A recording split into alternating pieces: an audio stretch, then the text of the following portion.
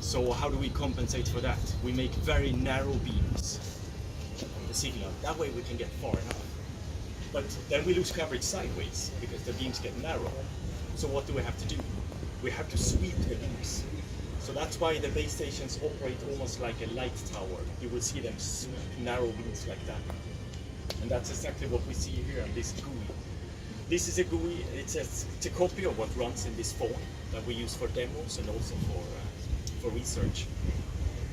You see the base station here is the blue dot, and that's the black one over there. And you can see how it sweeps beams like this, pretty narrow beams. It has the capability of sweeping beams on the ground level, and it also has the capability of sweeping beams on the upper levels in case you want to get coverage in the offices. And that's very typical for commercial millimeter wave base stations as well. They can sweep beams everywhere. So a big important task for us here is to reliably make sure the beams can reach the phone.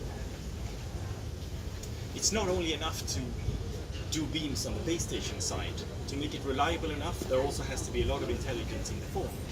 Meaning beams have to be able to come in and out of different sides because they can point in different directions, but they can also be blocked by the hands. That's why we need many antenna modules placed in different locations of the phone. So if this one is blocked, this one can be active, this one can be active. One big advantage of millimeter wave is reflections. If direct beams get blocked, the connection can survive on reflections.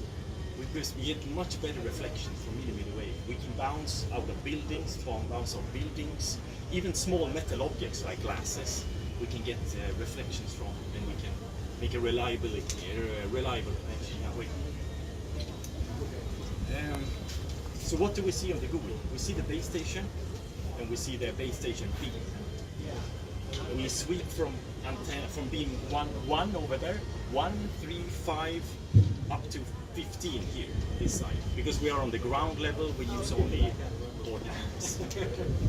We can see a throughput here, and there's some rest engineering information here. But the important thing is throughput and the beam. And it is also, you see the green one here that moves around? That tells you which module or which side is active on the UE. So by switching the base station beam, by switching the UE antenna, we can get a reliable connection also on the